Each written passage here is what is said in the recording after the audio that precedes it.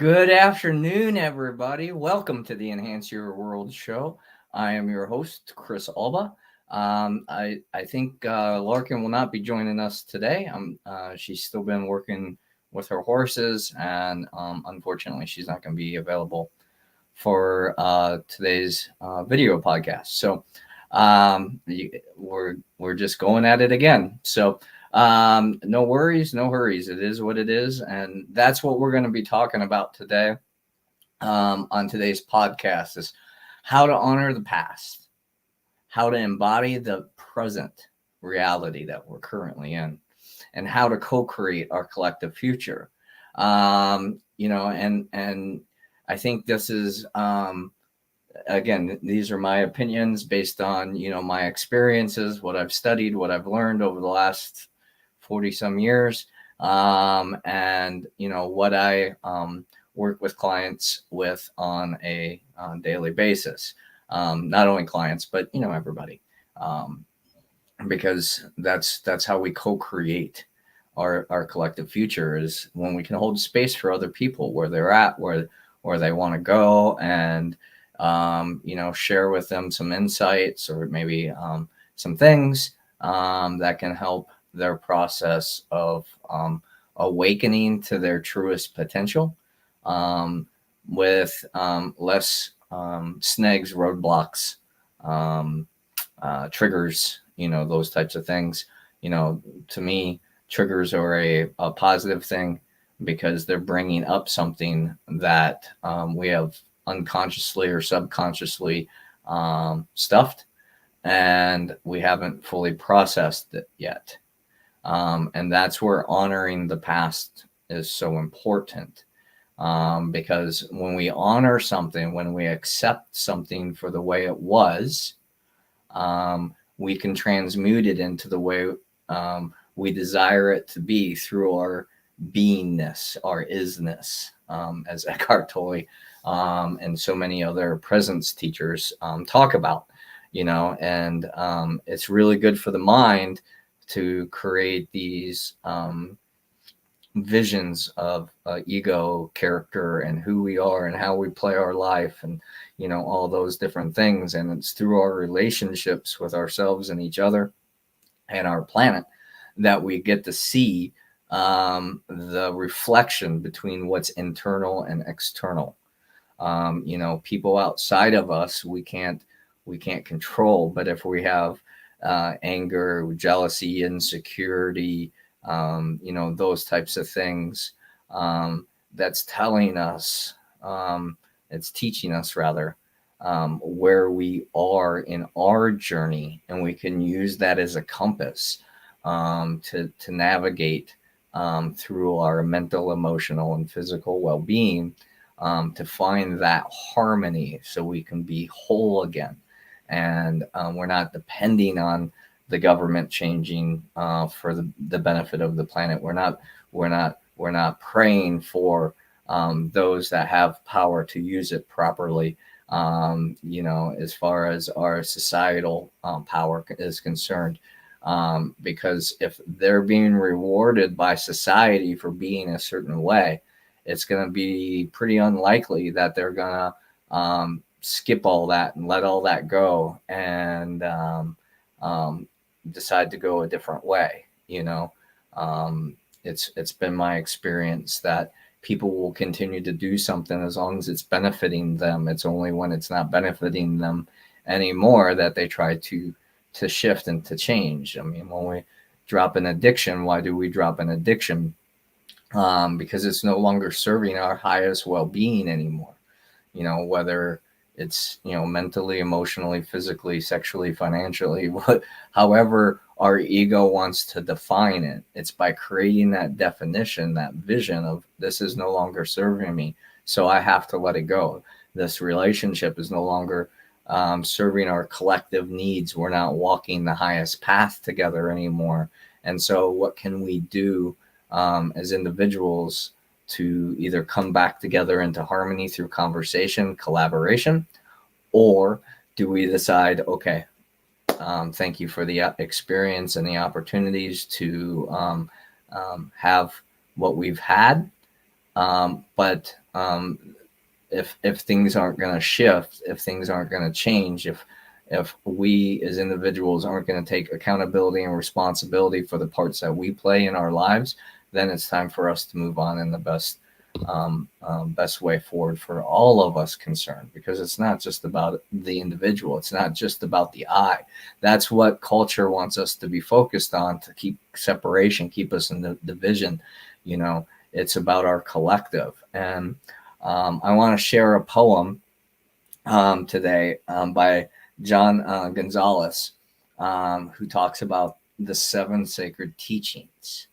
And the 7 teachings guide the way, a wisdom passed down day by day. From elders to the very young, we beat their song on every drum. The first is love, a simple start, which fosters kindness in the heart. With tenderness and open mind lie treasures that we hope to find. Respect is next, for all around the earth, the creatures in the ground. From different paths, beliefs, and ways, in unity we'll share our days. The third is courage, in all things compassion, flown on eagle wings, strong and steadfast, not afraid.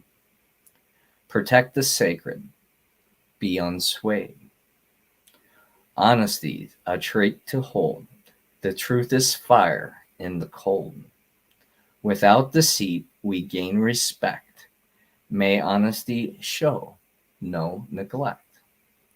Wisdom follows saving grace, knowledge gained from time and space.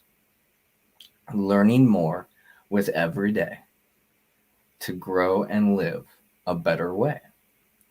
Humility, we bow down low, admitting what we do not know. To put the needs of others first with sacred love that's not coerced. The last is truth, a beam of light, which passes through the darkest night. She cuts through clouds and fog and doubt. Our teachings we can't do without. And that's the importance of our teachings. They allow us to create a vision of how to live our daily routines. And in my past, my routines sometimes were very rigid and very structured, and they worked well for me, but they also didn't always serve those that were around me in the best way in that moment. I could justify it in saying, well, if I don't meditate, if I don't find balance, if I don't find harmony, if I don't regulate my emotions, those types of things, then I'm not going to be the best version of myself in relation to everybody else. And that's true. But also through the day-to-day practice, we learn how to take those things from such a structured way into an intuitive way. From our masculine to our feminine, we find unity. And from our, feminine to our masculine, we find balance. Because they're both meant to be there. We can't have this life that we have if Creator didn't make in this 3D reality the duality between male and female. Now, people changing their genders and doing all of those things, whatever, that's totally, in my opinion, ego. Because it's just dressing you up. When I was a punk rocker, I used to dress up and, the clothes that I wanted to wear, and they were a little offensive sometimes. And then people would be offended, and, I would laugh and, or, get upset because, I was being followed around the store by security because they thought I was going to steal something or whatever. Or, I was trying to buy things and people wouldn't, the salespeople wouldn't wait on me because they didn't think I had any money or, things like that. And that's what I learned about, putting the inside on the outside. walk in a spiritual path. Many of us, we honor different things, right? We dress in certain ways, we look a certain way, so we can help be identified as that. But that doesn't change who we are. It just changes the way others see us. And it's really easy to create this marketing plan of who we believe we are and how we're showing up in life and what's our purpose and how we affect people. And, we can defend that all we want. And that is part of our truth.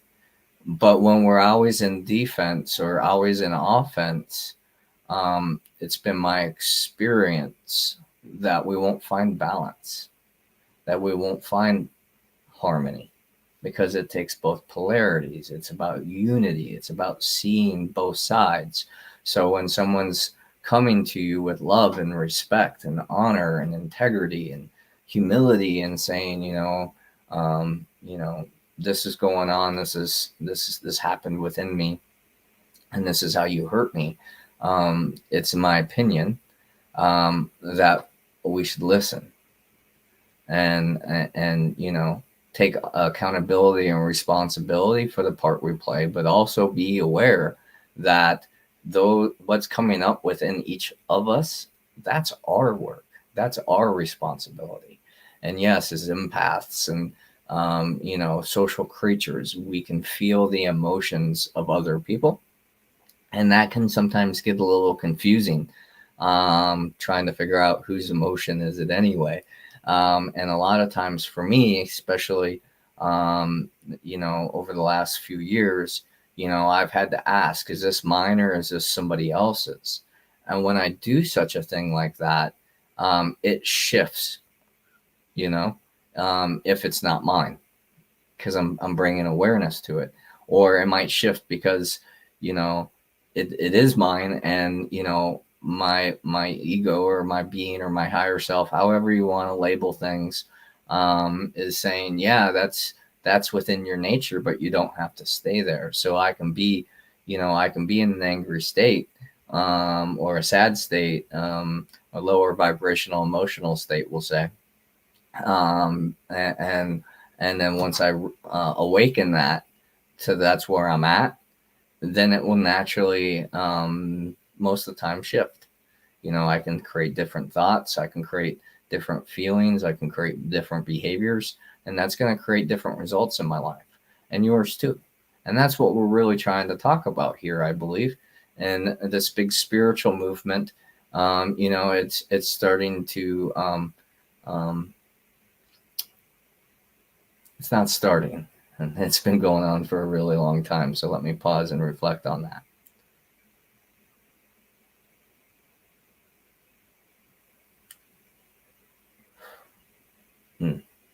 So by living by the standards of other people's teachings, we will see where we are aligned and where we're not aligned.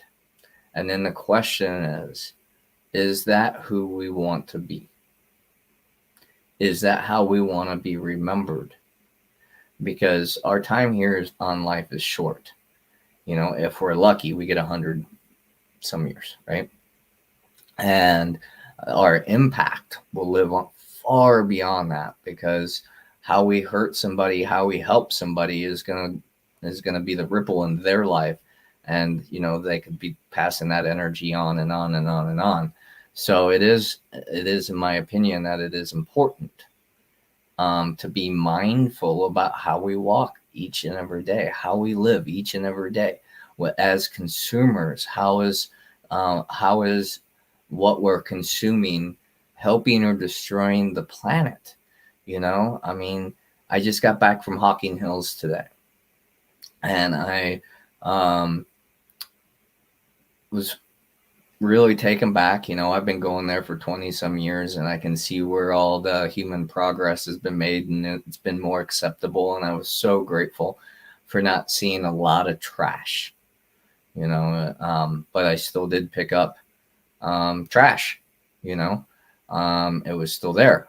These pristine, our pristine environment, happens when we take responsibility for it. One, by not creating the waste, creating the trash, littering, whatever, but also when we're seeing it, we pick it up. And, I was talking to a friend about this the other day, and, I used to say for a lot of years, because I have a dark sense of humor, effing humans, because people just don't get it. They're so all they care about is their life and their comfort and their ease and their whatever. And so I was in that space, and she said, well, the game that I like to play is taking away their karma. So when I pick up somebody else's cigarette butt, when I pick up a piece of trash, when I pick up whatever, I'm helping eliminate their karma because they created it by doing what they did. Maybe it wasn't intentional. Maybe it was an accident. Maybe it flew out of their window when they were driving, or maybe it fell out of their pocket, or, all those different things that we can create, all those stories that we can create. And it was like, wow, that feels so much more authentic and so much more harmonious to think of it as they weren't ill-intentioned. And so when we're looking at, the major religions, we're looking at the government, when we're looking at all this stuff and looking at what they're doing with malicious intent, which there's war. That's malicious. Trying to steal, trying to kill, trying to harm, trying to control. That is malicious. But it's also unconscious for the most part. They're doing it because they believe that's the best way for them or for us or to whatever to progress in life. And it all comes from fear and insecurity. We are so blessed by Mother Earth and the resources that she allows us and provides for us. And with our creative minds and our abilities to grow our own foods, to be able to care for animals, for us to do these different things, we have the ultimate capability of creating heaven on earth. And we do that by loving first, by respecting first, by having the courage to be vulnerable, to being open, to admit when we don't know. That's humility, right? And it's also wisdom and honesty. One of the things that I found throughout my career was being able to say, I don't know the answer for that, but let me find out. Was the most honest and the most integral way to moving through things. I can say that there was times I didn't do that, and I would just say whatever came to mind, or hey, I was told this, or whatever, and I didn't really know because I didn't personally experience it. I was living through someone else's teaching, and that's fine. That's totally okay. But at the same time, are we truly being truthful? When I was working with my Cherokee teacher, Magali, he told me, your story doesn't matter. Your story is just your story. And what you choose to make of it, that's a little more important. So, I always give respect to the teachings. I always give respect to the lessons and to the teachers and to all those things, because that in itself is letting people know that this is beyond me. My story is my story. It's what I've thought. It's what I've felt. It's what I've experienced. Those are my teachings. Those are my truths. But also at the same time, I can shift those. I've gone through great heartbreak. I've gone through great loss in business and my personal life, and all those different things. And it was when I learned to honor those and look at those with truth and respect and with humility, that I got to learn where I was in or out of line based on that time with hindsight, right? We don't always get that opportunity when we're in the moment, because being in the moment, we're in the moment. And if we're carrying a lot of trauma, we're carrying a lot of fear, we're carrying a lot of insecurity, we're carrying a lot of stuff with us, whether we're able to admit it or not, because a lot of people, there's like two spectrums, like I'm not hurt, and then others that's all they can focus on. And then we all kind of fall in there in between, because it's a spectrum, right? Everything is a spectrum. That is unconditional love. Unconditional love is neutral. It's where the two polarities come together, and the meaning that we create, that's what we do as cognitive humans. We create a meaning. We create a story to justify either our actions, their actions, whatever, so we can try to flow through whatever circumstances it was. And that's a beautiful thing. It's also part of our growth. I've been teaching about growth for over 20 years now. And in my earlier career, it was about, the external, making sure that, you had more and more and more stuff, and proof of your abundance. And what I've learned over the last decade is abundance is from within. It's your resourcefulness. It's your willingness. As long as you have enough to survive, you can thrive.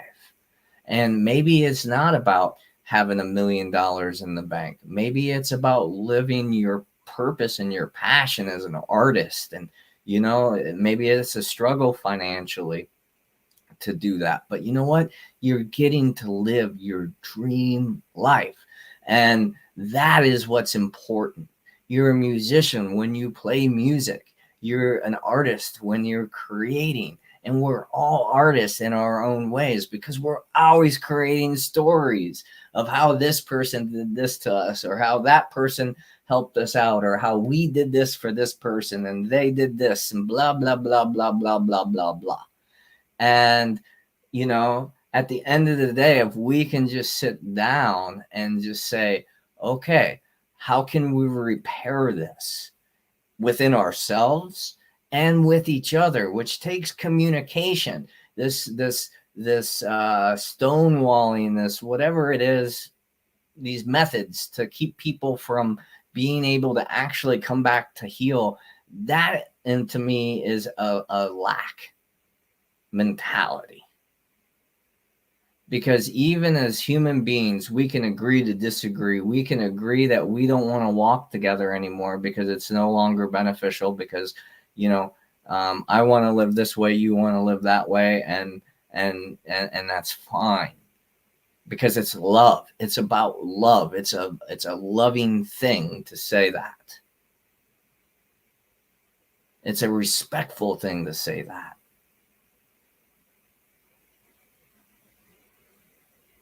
And it is important that we know thyself. But it's also important to know thyself beyond the story of the mental realms, which are all teachings. That's why it's important in spirituality, in my opinion, to observe and practice other practices. That's why I think spirituality is way more beneficial than a religion, because a religion is like, this is the practice, you this is the way you do it. And it just creates polarity. And if that's where you're at and you're happy and it's working for you, then God bless you. I'm not here to, I thank God, thank God every day that I've gotten to heal those wounds of religion. When I got married to Jess at 18, I had told the justice of the peace, I don't want to be married under God. I don't like God. I've been hurt by the church. I've been, and I don't want anything to do with it. Of course, in his routine, he did it, right? And I didn't say anything. And I was having a hard time not passing out. So, for whatever reason, it, whatever was going on with me that day, the nerves, I don't know what it was, but, I wish my uncle, his camera didn't run out of battery, because I would have loved to have been able to see that in replay, because I totally blacked out during, um, our, um, our vows, and I had to ask him to repeat it, right? And it was, I think it was the death do you part, and here we are. Our relationship has died the way that we knew it, but we're still physically present here. We still have a relationship. We have a beautiful son together, and we work really hard, together to create safe space for him. And to me, that's such a beautiful testament to love. To tell somebody, hey, I love you. I don't want to live with you anymore, because we want to live different, and it's causing some chaos in our lives. But at the same time, I love you so much that I want you to be happy, and you're not happy here.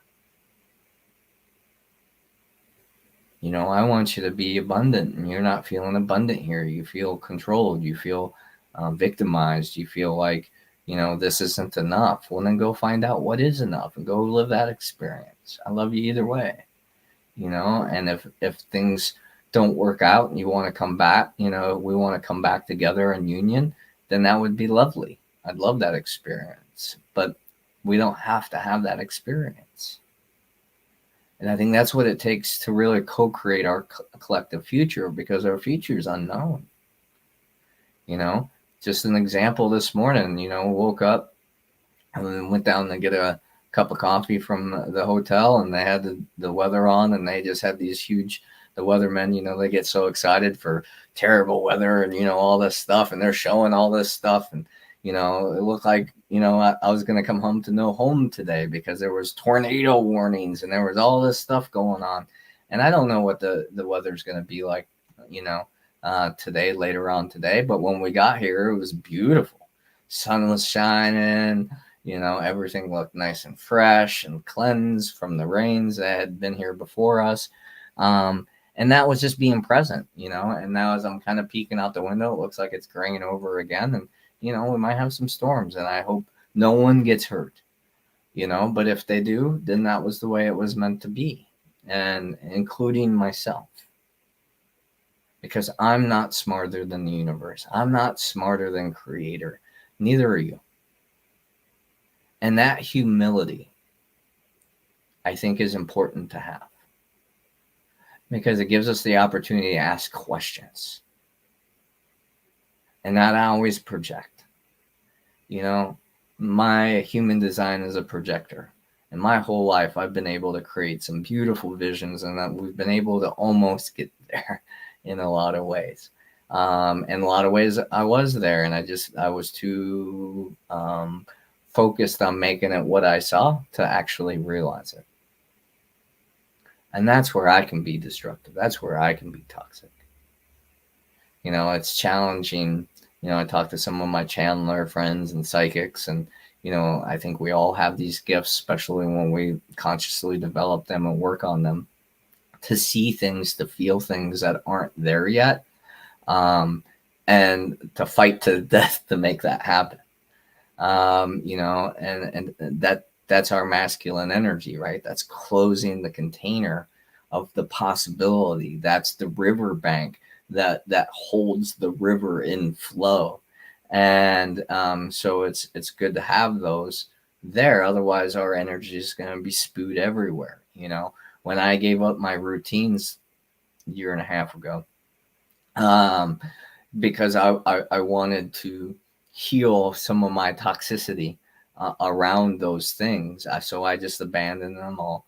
And what I found was I wasn't very effective, efficient. And when I left them go too long, then some fear, insecurity, anger, those things could surface.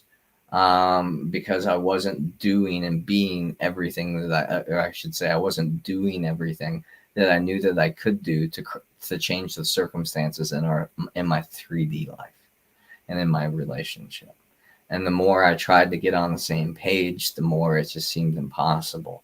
We could communicate and we could agree and we could talk, but the actions weren't always necessarily there on both sides. To get those results. We could say, hey, let's clean the house tomorrow, and then wake up in the morning and say, I don't feel like it. Look, it's a beautiful day. Let's go for a hike. And then the house wouldn't get cleaned, So, those things are important to honor, to say, hey, we agreed that we were going to do this. Hey, we said we were going to do this. Are we doing this? Yes or no? And from that present, move from there.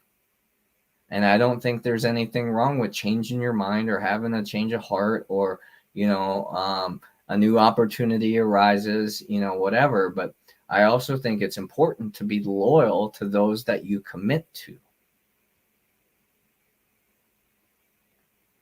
And say, hey, we're not always going to say eye to eye, but I honor you, I respect you, and I'm loyal to you to figure it out. So we can get through those tough times. So we can weather the storms together. And when we do that on a consistent basis, like we've talked about on this video podcast, whatever you want to call it, on this show, multiple times, consistency creates confidence. It's through our consistent effort. So if we're consistently thinking, feeling, and behaving in a certain way, we're going to be confident about who we're being in that moment. We could be toxic as hell to other people. I had a conversation with a guy once that said, I don't care about how I affect you. I don't care how I affect them. I care about my own happiness.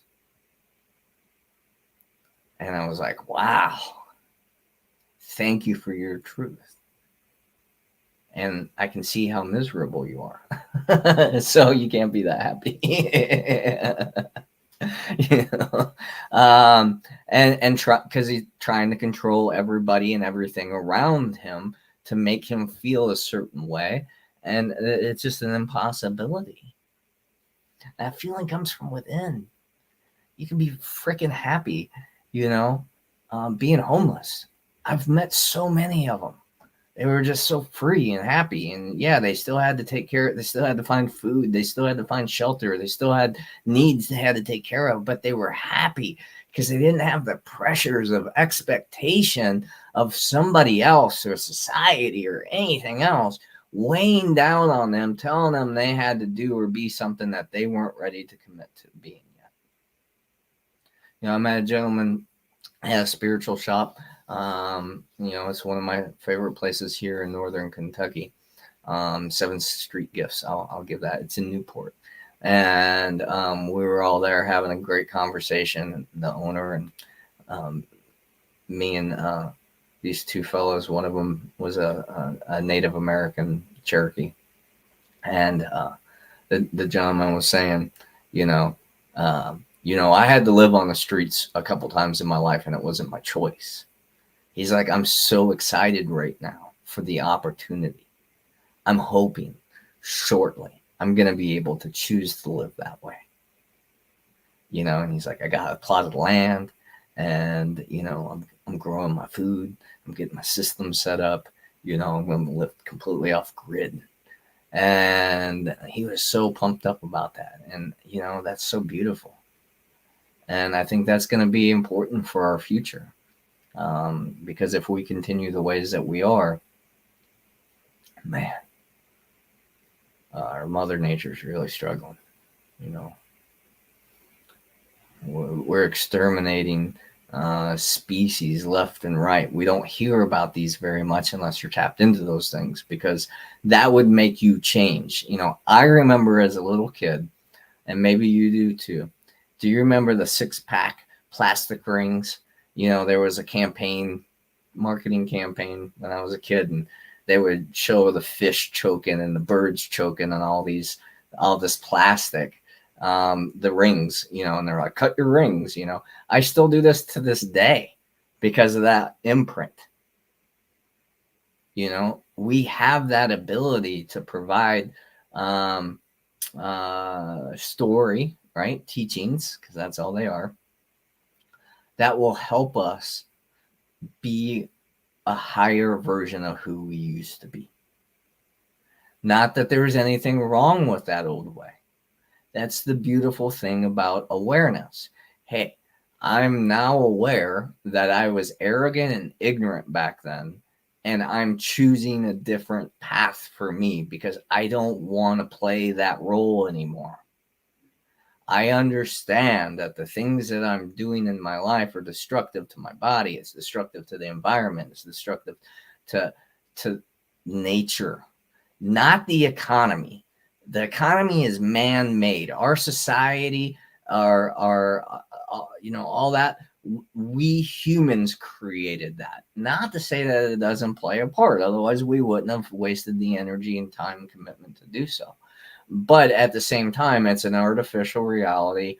And people talking about getting out of the matrix and, all that kind of stuff. If you shop at a store, you're still in the fucking matrix. And I'm very passionate about that because I'm so sick and tired of these. I got some healing there. So I'm going to sit with that.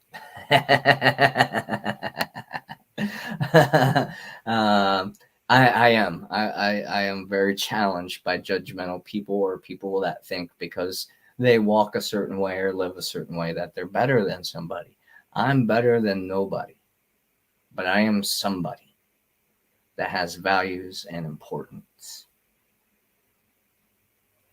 Watch it, right, Mark? yeah, woo, a little passion coming out a little bit.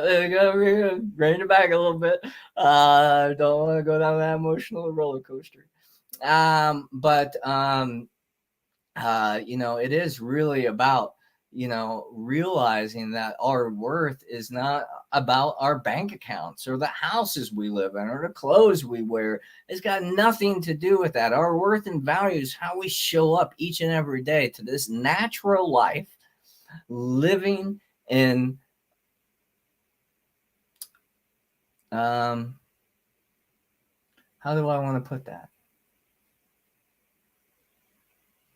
Living in a relationship with life. That's the important part. And we can use our teachings. We can use what we've learned in our past. Honor it. It was a gift. Whether it was a pleasurable one or a painful one, it's still a gift. And that's where the act of gratitude comes in. That's where compassion comes in. Thank you for letting me know that I was living out of alignment. Now I can do something about it.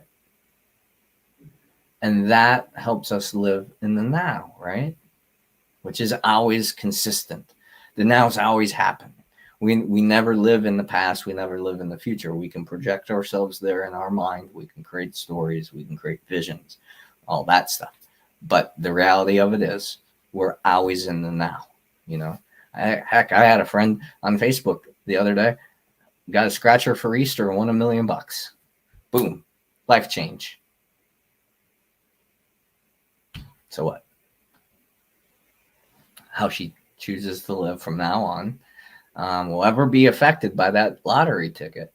But if she doesn't respect where she's at, what she's been given and all those kind of things, it's going to create destruction in her life. And that's why sometimes I feel that I'm afraid of happiness. I'm afraid of feeling blissful and joyful and, those types of things. Not that I don't have those within me all the time, but when I'm in that state of, it doesn't matter. Ooh, look at me. I'm having a great day. Sun's shining. It feels awesome. And, I also am aware that there's kids being exploited and trafficked and people are dying, and people are suffering. And, how can you be, how can we be true empaths if we can't feel the duality of reality? If we can just only care about ourselves and witness someone else's suffering and not feel called to help them,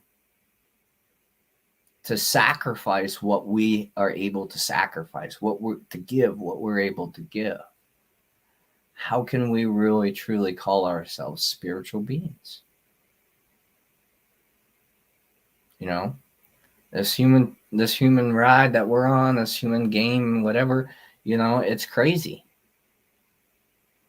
And the only guarantee in life, because some of us choose not to always pay our taxes, you know, people will tax us, right? But I remember growing up and being told that's the only two things that you'll ever, you know, that are only guaranteed. There's taxes and there's death. And death is only a transition into what comes next.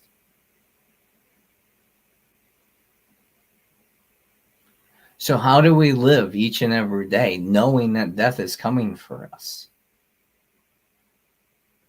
That sickness, that illness, that poverty, that whatever, you know, that is a part of the law of attraction, just like anything else. And if we exploit our mother nature, if we destroy our planet, it's going to come for us even more. Because those who have and those who have not will always be competing against each other.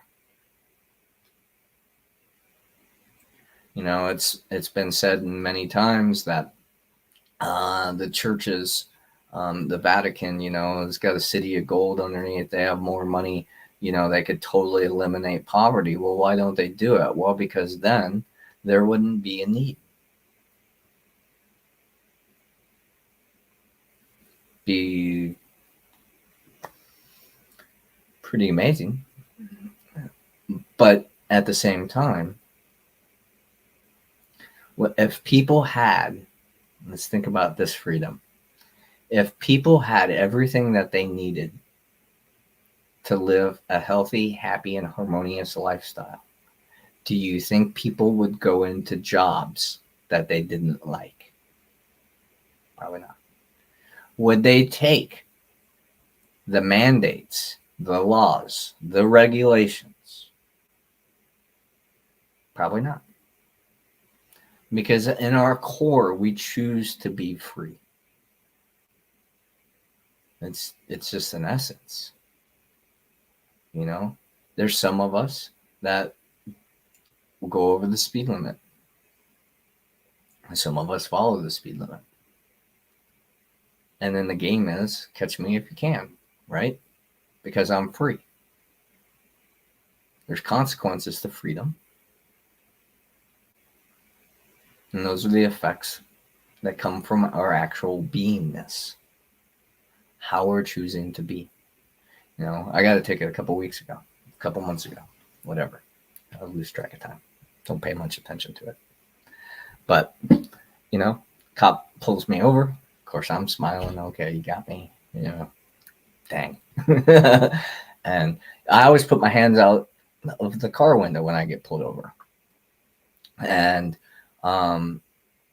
this is the first cop that's ever questioned that. He said, why are you doing that? And I said, well, if I were you and I walked up on a car and it's blacked out, I can't see the hands, I can't see what's going on, you know, there's going to be a sense of fear for my safety. And so I put my hands out the window so you know I'm not a threat to you. And he thanked me for that. And as we're talking, you know, I mean, it was funny because he was like trying to talk himself out of giving me a ticket. And I was like, well, you're going to do what you're going to do. I'm not going to lie to you. You know, I wasn't really minding. I wasn't really paying much attention to how fast I was going. I was just trying to get my son to my ex-wife. And I wasn't really paying attention. So I was speeding. Okay. I don't know how fast I was going. It's fine. Just give me the ticket, because that's consequences of that behavior. And he just kept talking about how he wished we didn't meet that way. And then my car battery died, and we sat there and, for another few minutes, and he helped me, get my car started again and everything. And it was just a really wonderful experience. And 20 years ago, well, let's see, 30 years ago, I was handcuffed to a police station wall, being tortured by the cops, trying to break me down, trying to make me cry, because I was a troubled teenager. And I had taken my parents' car. A friend and I were running away. And he saw me driving too fast through a parking lot, tried to pull me over, and I ran because I was 13. And we were both, my friend and I, were both in a really dark place at that time. And as we're running from the cops, our goal was to kill ourselves.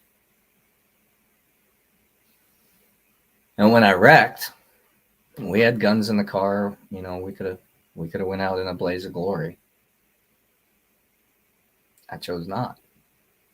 He even asked me. He had a gun in his hand, right? What are we going to do? I said, look, it's over. We're not getting out of this. So we surrendered. And when we surrendered, they cuffed us and then beat the crap out of me. Put me in the hospital for 3 days. With internal bleeding.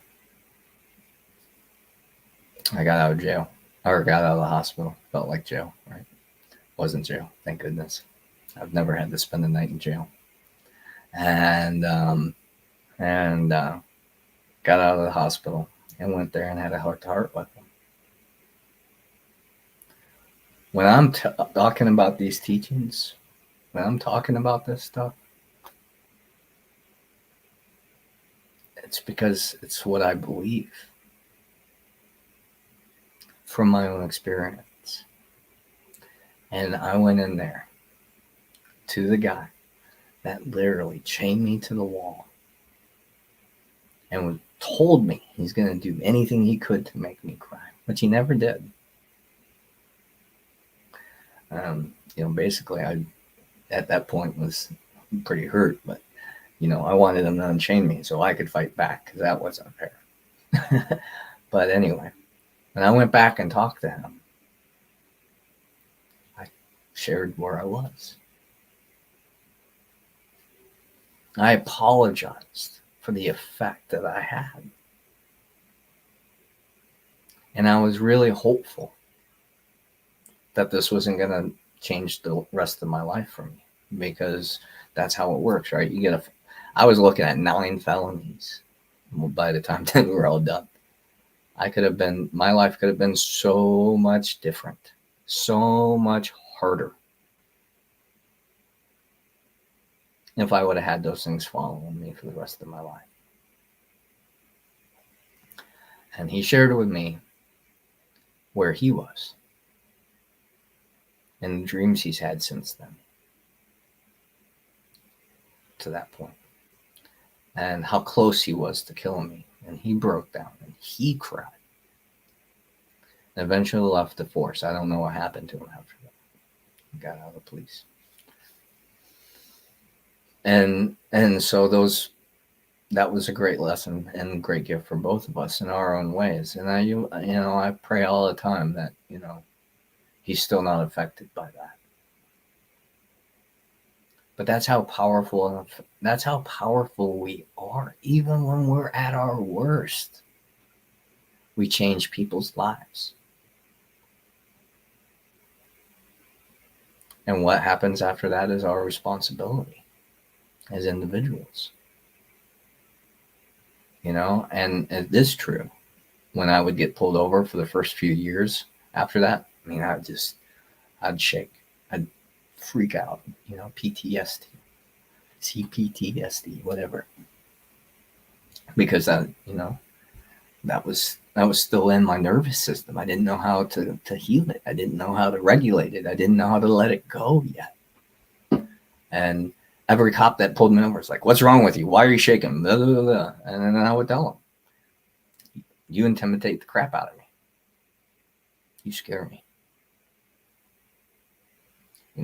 When I got my driver's license, I went to go take my driver's test, and cop got in the car, freaked me out, of course, immediately failed. I mean, I didn't even get past my first maneuver. And the second time I took it around, I had a woman, and I got 100 on my test. So it wasn't that I didn't know how to drive. I didn't know the rules, all those different things. It was just that emotionality, those thoughts, those things from my past hadn't been healed yet. I hadn't honored them yet. I hadn't learned how to love them yet. I didn't learn how to accept them yet. So they still affected me. And because of that, I couldn't be fully present in my now. And so this put me on this journey. I talked to my parents years ago, and they, with all the regret, shared that, they should have tried to get me more help when I was younger, because I showed all the signs. I was a cutter. I committed try to commit suicide multiple times. I did all kinds of different things that, acting out, trying to get attention. And I, squarely looked my parents in the eyes, of course, tears rolling down my face, and said, "I'm so grateful that you didn't make the mistake that you think you did. Because if I didn't get those, if I didn't have that, if I didn't get to have those experiences, if I didn't know how to dance in the darkness, I wouldn't be here today doing what I'm doing, helping the people that I get to help. How blessed am I each and every day that I have stories that I can share through my own experiences. It's not always based on what I've learned from books and teachings and going through classes and doing all those things. It's the fact that it helped me be me. And I honor that. I honor that pain. I honor that heartbreak. I honor the missteps, the miscommunications, the misunderstandings, because that shows me that I care and I want to be better than I was. And if that's within me, that's in all of us. It's just, what's our excuses? What's our alibis? What's our reasonings for not stepping into our true self, our power, our choice, holding ourselves accountable for how we show up each day? And if there's times in our lives where we're just exhausted and we can't go on, then that's still our truth, and that's okay. Rest. Take a breather. Some of the regrets that I've carried in my past is that I wasn't able to provide more for my family because I've chosen to walk this path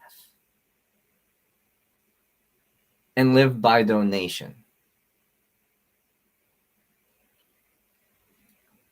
Because I know what it's like to not have help and want help.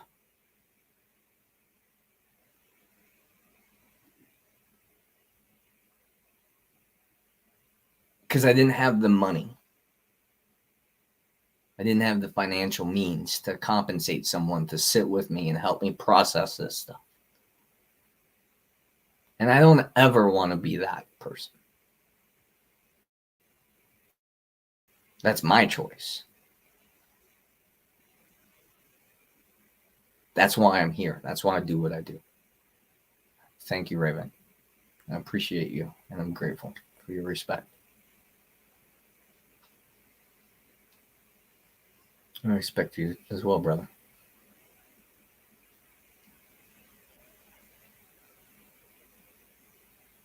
So, we all have wisdom to share. We all have honesty to share. Some of us could work on our courage for standing up for ourselves, standing up for others, standing up for things that are unjust. You know, I'm a Libra. Justice is important for me. Balance is important for me. And we all get our justice in our own ways. You know, I've got to go through a lot of things, you know. Some I brought on myself, some I didn't. You know, when I was robbed and there was no justice. When my house was robbed. When the county broke into my house, stole my refrigerator and all that. And that's a whole nother story that we won't go into today. But I literally have a recording of the county attorney telling me that they illegally broke into my house, that I was absolutely right. And if I wanted to go to court, that I would win.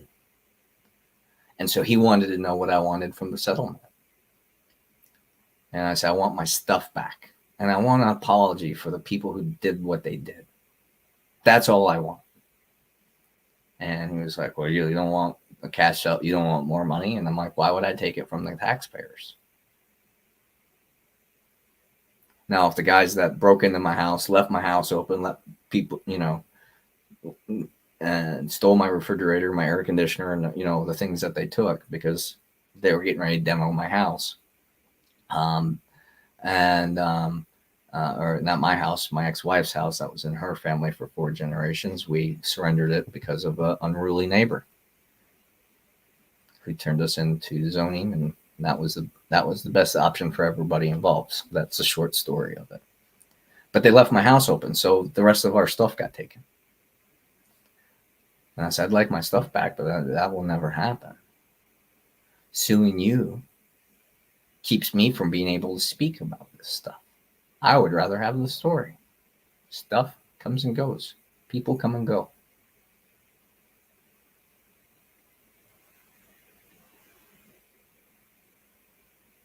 But the passion.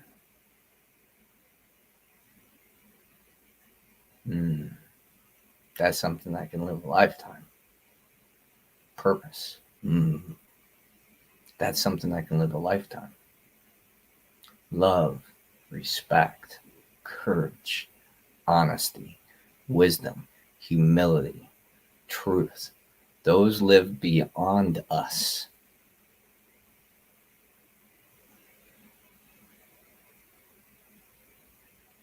And that's what I think it's going to take for us to create the heaven on earth. The new earth, the higher vibration, right? We got to forgive those who trespass against us. Not for them, for us. But when we forgive them for us, we also forgive them for them.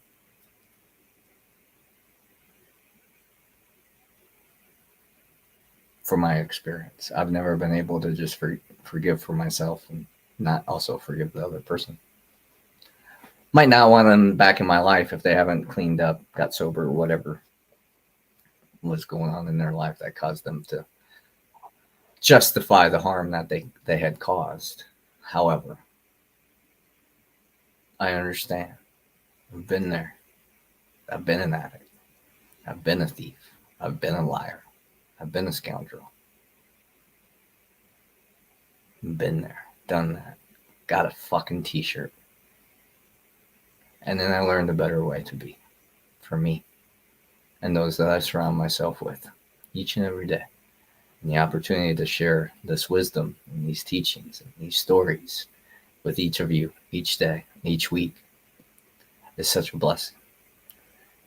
So I'm super grateful for all of you that tuned in today, all of those who choose to listen to the replays.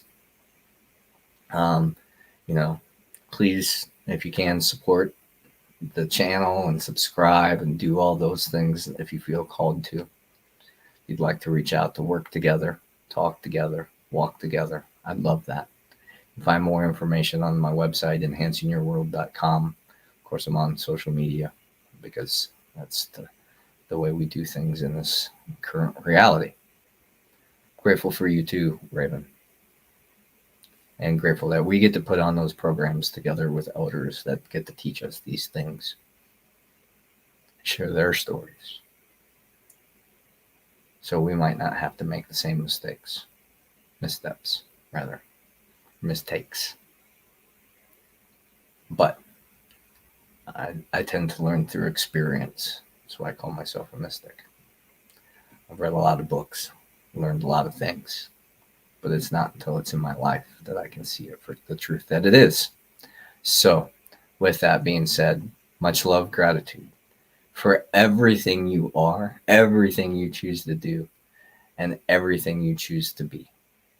This world wouldn't be, and consciousness wouldn't be the same without you. So namaste. Have a wonderful week. See you next week, 12 o'clock. Bye-bye.